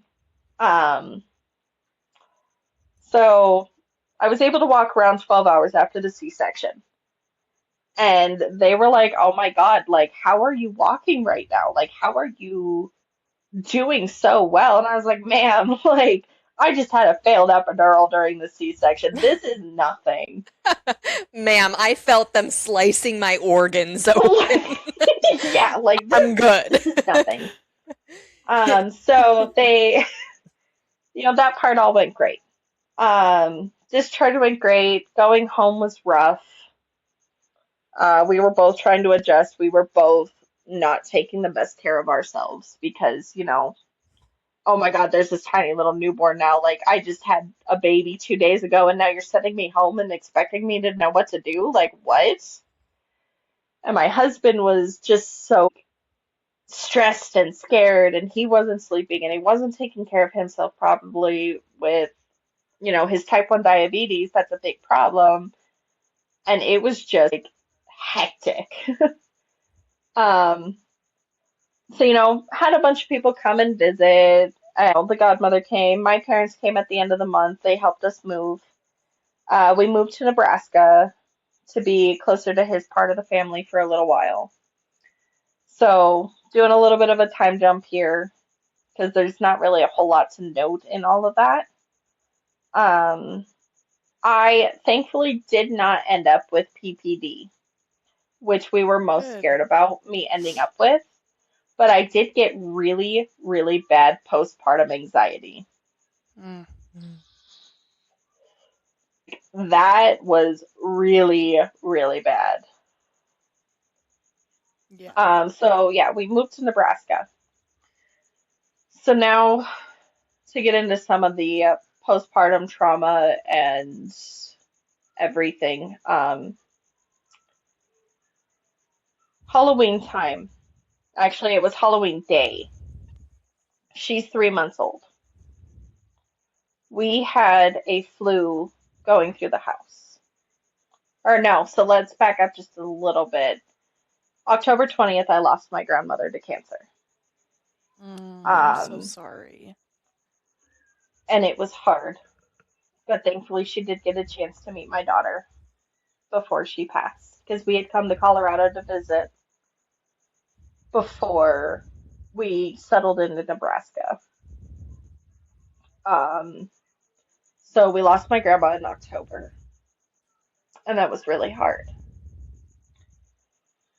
Her celebration of life was supposed to be November 2nd. Um, but Halloween, we had a flu going through the house and my husband got sick. I would check on him periodically. This is my baby's first Halloween. It's a big deal. He's like, "You know what? Just let me sleep this off for a little bit and I'll be fine. And I'll be able to go out and go trick-or-treating with you guys." And he progressively just kept getting sicker. Oh At one no. point, he was like, "I just need some NyQuil to sleep this off and some nausea meds." So I door dashed it because I was not trying to drive on Halloween with all the little kids around and running in front of the, vehicles and everything. Yep. Yep. 10 o'clock at night, I went downstairs. I had gotten the baby settled, got her in her crib, and he was so sick. He would lay down and immediately right back up, throwing up, and it was a Ooh. constant cycle. Mm. God. The nausea meds weren't working, and I just felt in my heart that something was wrong. And I wish I would have recognized it sooner. I came around the bed to sit next to him and comfort him, and I looked into the trash can, and it was full of blood. And I don't mean like, metaphorically full. I mean, it was almost to the brim of throw up and blood. Oh my Oh God. And Oh he my was God. so weak and so sick, and he kept just crying that he just wanted it to stop. Just make it stop. Just make it stop. Um, Mm. so finally, I was like, "Can you walk?" Because he was so unstable. He was so weak. He hadn't been able to eat all day. Oh my God. He's like, "I can try." And I was like, "If you can't, we have to call 911. Like, you need to go to the hospital." We get him to the hospital. Um, he goes into a room. They're running tests. He is still like they're pushing IV nausea meds and they're not working. He's still just throwing up and he's barely conscious. And suddenly he's just unresponsive. He's not talking to me. He's not responding. I have this 3-month-old newborn with me in the hospital. It's late, you know, and in walks the doctor and says, "Hey, we need to know his advance directives." Uh, And informs me they are sending an advocate down to discuss the ICU. he didn't tell you what's going on? No, not at that time. Oh my God. So Were I you, have this infant with me, and they're asking me my husband's advance directives, and I'm like, "Well, what's going on? What's going on?" Like, "They're gonna come talk to you." And I was like, "Is my fucking husband dying right now?" Like, so I'm trying to make phone calls because this is obviously going to be a long stay. I can't have my newborn with me all night. Um, I finally got a hold of his cousin, and she came and got the baby. They came down, they transported him to the ICU, and that's when they told me he is in diabetic ketoacidosis and he is in a coma. oh my God. Um, and that just shattered me. I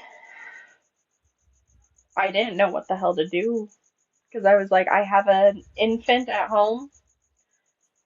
I have my husband on the verge of dying.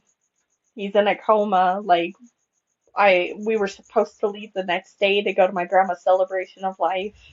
Mm. It was hard. He did pull through. He was in the ICU for 4 days.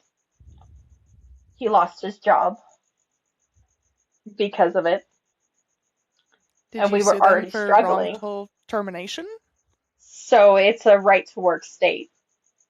So there was nothing we could do about it That's fucked up. That is because so he had fucked just up. started that job.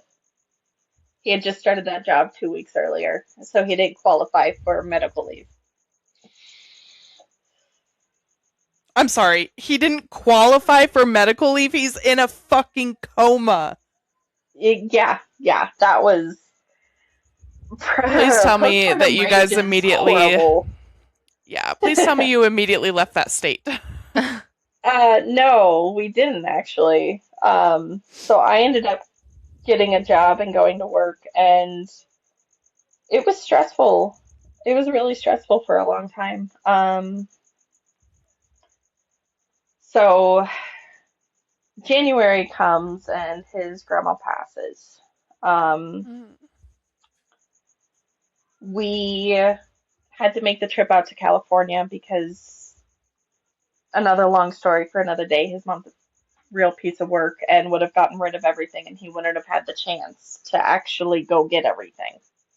Mm. So luckily my family is amazing, and my dad lent us the money to go out there, to drive out there and get the stuff that we need, get some of her stuff. Um, and we were like, hey, on the way back, let's stop and see my parents, It's really the least we can do after my dad gave us as much money as he did. So we stopped and we were, situations were kind of getting weird where we were living. They had just found out they were pregnant and going to be welcoming a new baby, and we were so excited for them. But at the same time, it was, they're going to need space. So we're going to have to start looking for something else. So all of the timing was kind of perfect. We made the decision that we were going to move back to Colorado. We were going to make everything work. We were just going to go grab our stuff. I had one hell of a check coming from the job I was working because I had put in like 80 hours that week. Um, with a newborn, yeah. With an infant. Yeah. Um, so we decided we were going to move back here. So we moved in with my parents. And in February, he went into DKA again. But this time, I was much better prepared and I caught it before it was even catchable with his lab work. I took him to the hospital and they're like, look, with his lab work, like, yes, we feel like he's going to, but at this time, we can't admit him because his lab work isn't reflecting it. So that pissed me off because I was like, okay, so what you're telling me is I'm supposed to take him home and wait for him to get bad enough? Like, really? Yeah. So I did. We took him home next day, took him back into the hospital. Sure shit. He was in DKA. They transferred him to a different ICU. So at this time, we had been struggling for a couple of months and we had missed some payments on things. So while they were working on getting him transferred to a different ICU at a different hospital, little did I know that my car was being repossessed Oh, in the hospital parking lot. No. oh, Yeah, Oh I walked out, my no. car's gone. My husband's on his way to an ICU. It was rough. oh my God. The timing of that could not have been worse. Oh yeah, it was rough. Like we struggled a lot, and the fact that I didn't fall into a depression is incredible. I am incredibly lucky, and I'm incredibly blessed that I did not fall into a depression. Um, Yeah. like it's I count the blessing. Um, so once again, my dad came to the rescue, and he got my car out of repo. No. And a week later, my husband went back into DKA. Like, he went into DKA twice in a week, and we could not figure out what the hell was going on. So that was rough. That was stressful. Um, my grandmother left her condo to my dad. So we helped get it, moving ready for whatever. We both now have successful jobs. Um, he's healthier. We're still doing a lot of shit to try and get his diabetes remanaged and in control of it. But we moved into the condo and we both have really good jobs and things started looking up. Um, no, I won't get into too much of it. I am a conspiracy theorist, and the CERN machine got shut off, The what? and the CERN machine. What's that? Oh, trust me, that's a big rabbit hole. It's this machine that they had underground that was sending electromagnetic pulses. And it was moving at such a high speed when it would do it, mag those pulses were colliding together and sending data. And there was the theory that they were creating microscopic wormholes, and it's a big rabbit hole. Like you'll have to look into it. It's Okay. huge. All right. Um, the day after they shut it off, my husband had a seizure for the first time in 18 months. Wow. Yeah, that was back in, fuck, what was it? The end of June? So now we are fighting with his epilepsy and all of the testing that has to be done there, on top of getting his diabetes under control. And our daughter is turning 1 on Friday. And yeah, so while things haven't stopped moving, and one curveball after another has been thrown, we're actually in a lot better of a place. Good. Wow. This is okay. So I know that we talked about before the interview started that your daughter's just about a year old, but your story, there was so much going on that now it just occurred to me that this all happened within the last like year and a half because you had your time where you were pregnant. Yep. Um, It's oh been my about the past God. 2 years of things. Like all of that has been jam packed into 2 years. Yeah, because Oh even yeah, I guess it before would be even 2 years your because it's Yeah. but even Yeah. before your pregnancy, So, like you just said, for 2 years you had 7 miscarriages. Like yeah. So that's in the a past lot. 4 years, I guess it's been a roller coaster. Like it has been Wow. absolutely insane. Yeah. wow. So you had Yeah. said that you experienced, you said I didn't experience postpartum depression. You're very grateful for that, but you said you had postpartum anxiety. Can you tell us kind of what that looked Oh like? my gosh. So I don't know if it also plays into like the miscarriages and finally having our rainbow baby, but I automatically jumped to like worst case scenarios for everything, to the point like I wasn't sleeping, I was barely eating, like every little thing made me jump. Oh, there's the big part that I forgot. I had postpartum hypertension, Hmm. and 3 days after my daughter was born, so it would have been our first or second night home. It was 3 or 4 days in. So it was our first or second night home. I started having like a horrible pressure on my chest, and I knew that was one of the signs that they had put in my discharge that I had to call 911. Um, I'm on the phone with the operator, and they're telling me to chew aspirin. They think I'm having a heart attack. And we call 911. The ambulance gets there. My blood pressure was 184 over 106. So they're like, well, in the ambulance you go. I went to the hospital that was in the town we were living in. It was not the hospital I gave birth at, that was in the next town over. And this ER doctor was so incompetent. The aspirin had taken effect by that point. And when I got there, my blood pressure had come down a little bit. It was 154 over 98. So obviously still a problem. So they were doing what they needed to do. My husband met me there with the baby, and my blood pressure kept coming down. Well, obviously, I just chewed 4 fucking aspirin. Uh, you ready to hear what I was discharged with? What? He Anxiety? discharged me with the diagnosis of tummy troubles Tummy? Wait, they wrote tummy troubles? Or they on wrote my like some. discharge paperwork. Shut up. You're like, are you kidding me? My blood pressure is so high I could have a stroke right now. And you want to tell me I have tummy troubles?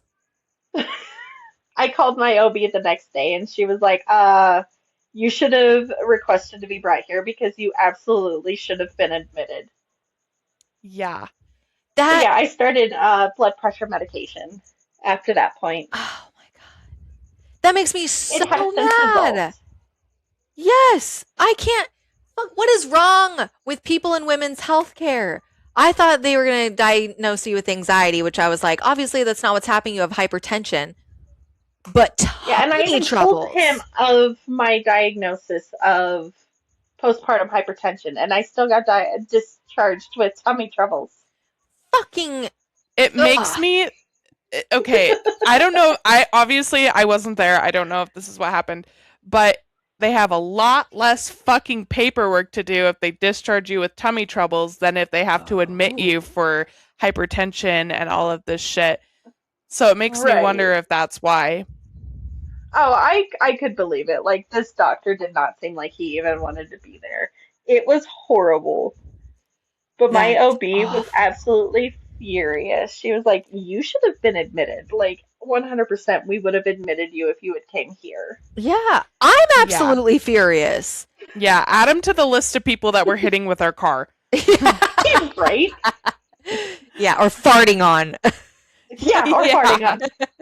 I should The have. pregnancy And be like, farts. how's this for tummy troubles? Yeah, Yeah. how's this for tummy troubles, bitch?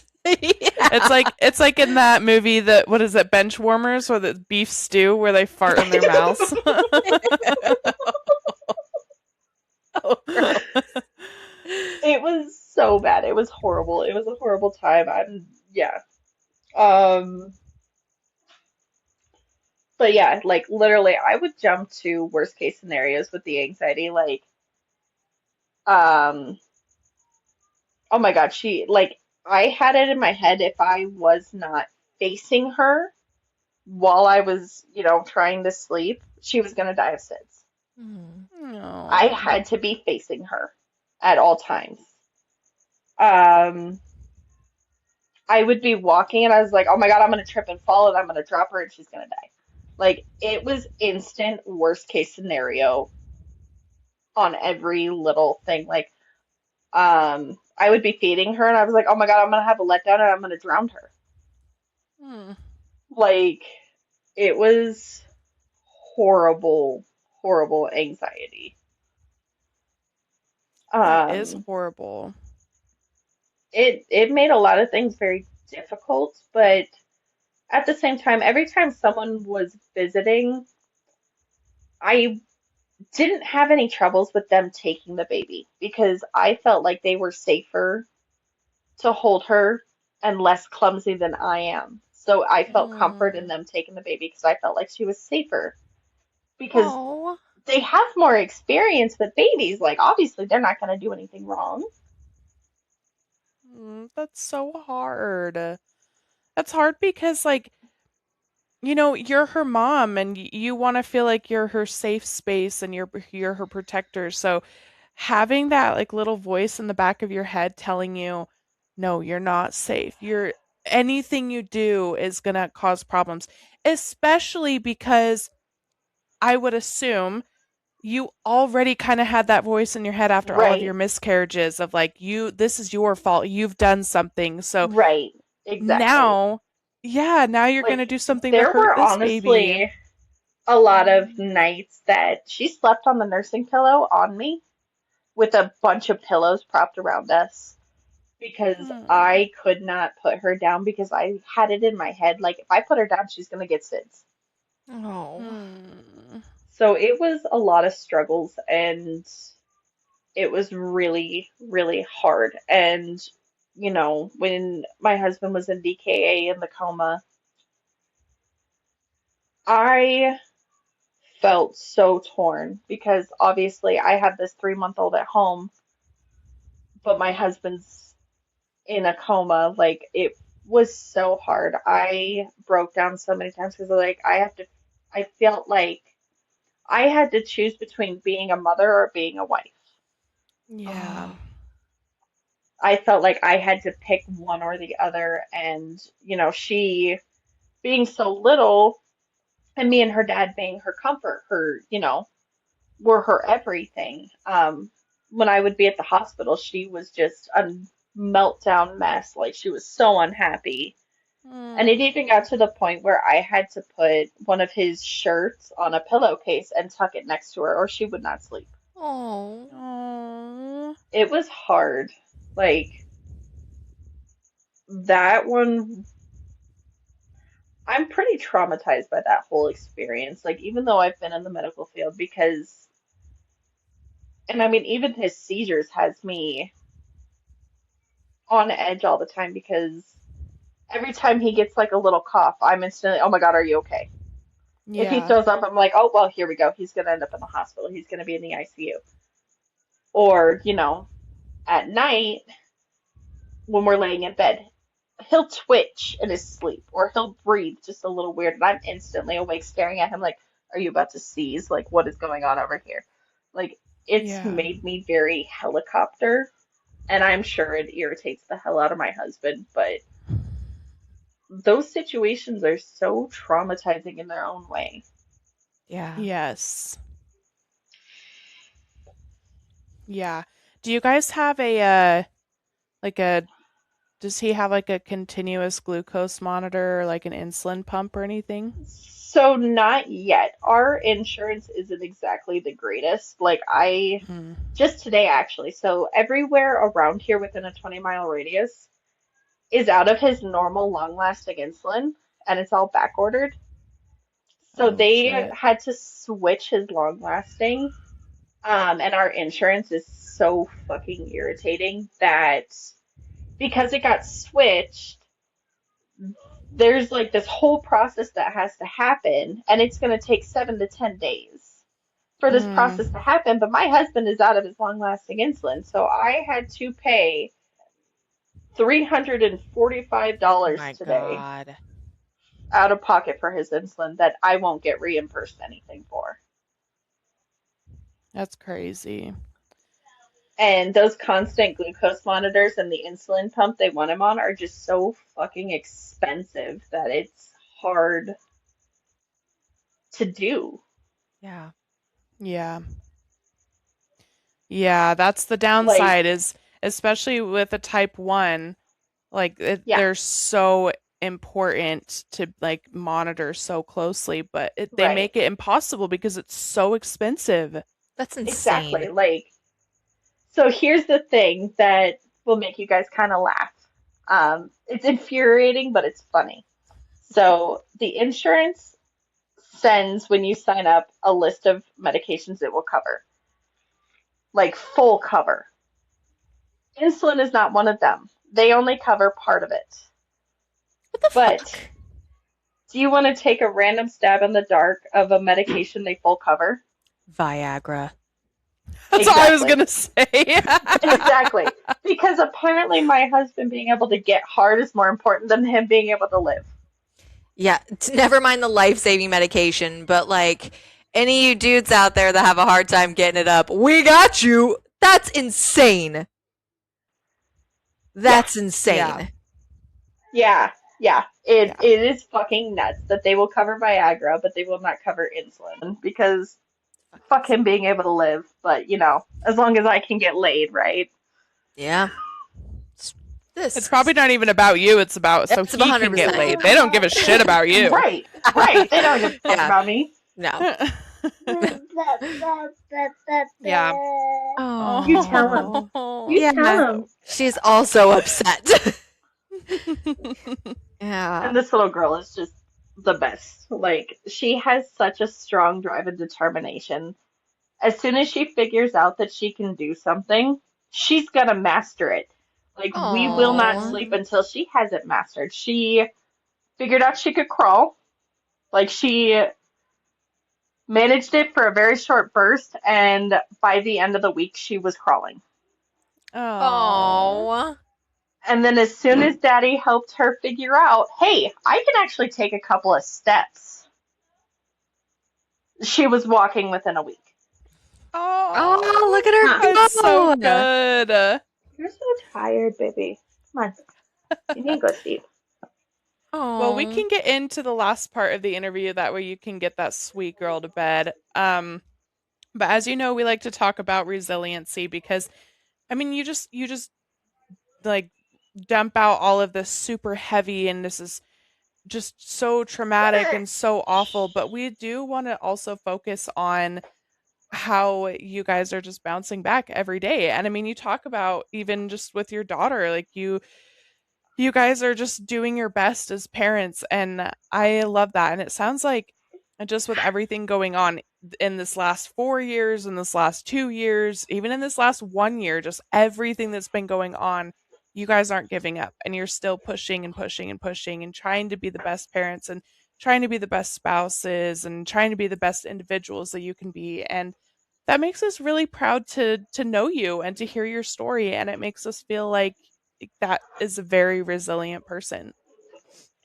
It definitely hasn't been easy. Like it Yeah. hasn't, but my great grandfather used to have a saying, you can be the victim or you can be the victor. What you choose is Ooh. up to you. And he would look at me and tell me, and I will be damned if I will ever let you be the victim. Oh my god, I just Oh, got literal chills. I So love that's that. something that keeps me going because you get to choose your own path. You can choose if you're going to be the victim and you're going to let everything consume you and you're going to let it run your life, or you can be the victor and you can say, hey, this really sucked.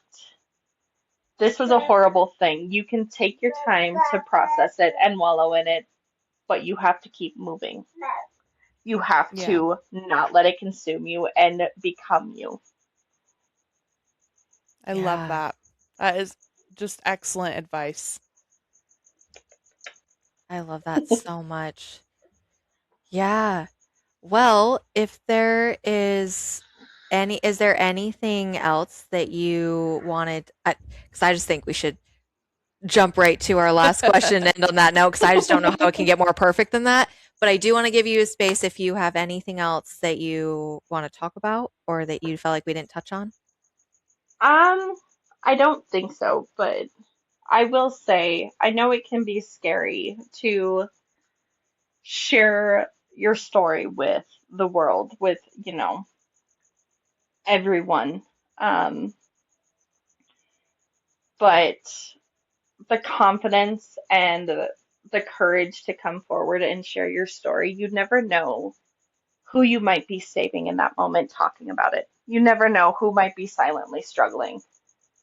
I've always Yes. told everyone I'm an open book because my story and my openness can save someone. It can make someone more comfortable to come and talk to me and vent it out because you never know. You never know if Yeah. someone is struggling with a silent battle and they feel alone until they hear someone else say, hey, I'm going through this and it sucks. Yeah. Yeah. Yeah. Thank you for saying that because that's something that we've been trying to push as well is we are trying to build this community so that way people know that they're not alone. And even if somebody doesn't have if they're not in the space where they're ready to share their story, it's still just so inspiring to hear people like you come on and say, "Look, this is what I went through. It was awful. It was traumatic, and I'm still trugging along. I'm a mommy now, and I have the most perfect, beautiful baby girl. And yeah, it's not the hardship. It's not the end. It's not everything. So thank you for saying that. Yeah, of course. And after the interview, if you guys would like, I can show you the sweet little girl Ah, that we the would love story to Yes. is see centered her. around. Of course we do. Yes. Well, we will. I do. So I know I said we want to skip to the last question, but I really, really, really want to ask you one more question. It's been just like Yeah, of course. jumping out at me.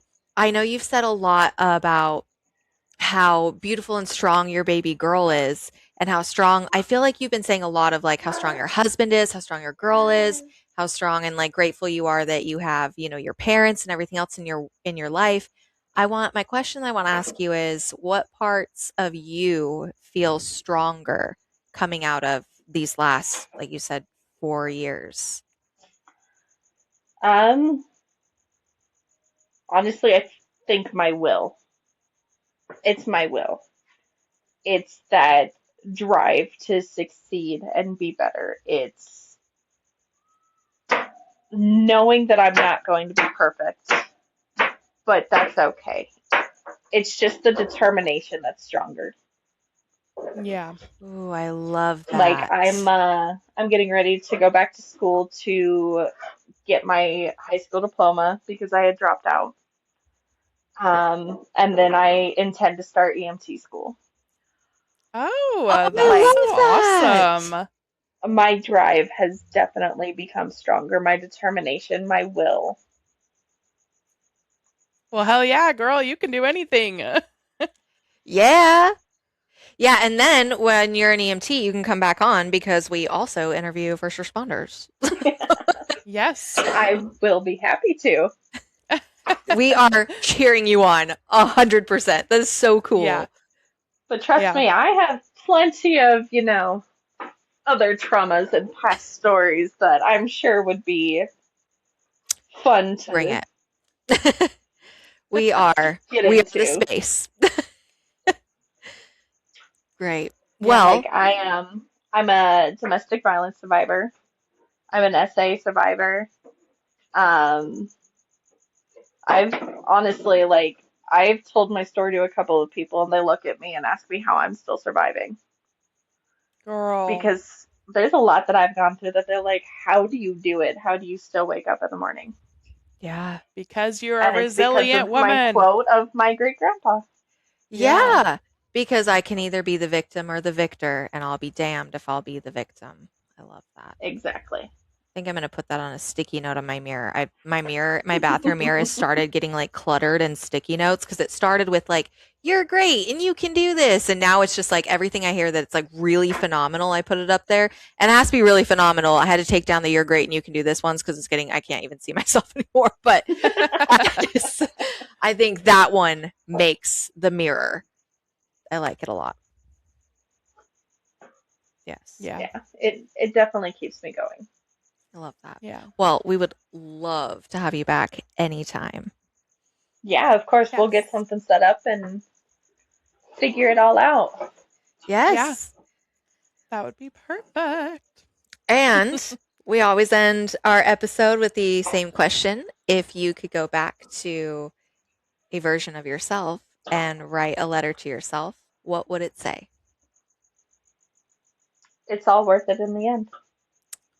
Ooh, I love And that can apply to any aspect in life, no matter what struggles you're going through.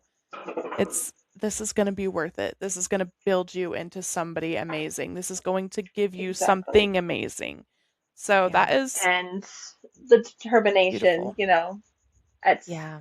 someday in my life, I would love to be able to write a letter to my past self that simply says we made it. Mm, Oh, I love that. I love that. We made it. That's what I've been thinking a lot about that too, of like we made it to the other side. We made it. I love that. Yeah. Well, Well, Olivia, you are lovely. And this Thank you. is, You guys were great. oh, you're great. you're great. Yeah, you're amazing. Everything that you've gone through and just yeah, and it sounds like there's still so much more that we didn't even cover today and you're just amazing. You're a strong woman raising a strong woman. Oh, she's going to be a force to be reckoned with. Like, Ah, She yes. always is. I am raising her to never be scared of her voice. I yes. Yes. Yes. So Yeah, of course. this Hey. is Project Oh, Tell Your Story signing off. Bye. bye. If you or someone you know has been or is currently suffering from a miscarriage or loss of a child, please reach out to www.marchofdimes.org or www AmericanPregnancy.org. Project Tell Your Story is created and produced by your hosts, Sam and Joe. Music composed by Morgan Mold. Logo art by Jordan Dalton. Ready to share your story? For a chance to be featured on our podcast, please reach out to us. Send a brief summary of your story to contact.tellyourstories@gmail.com.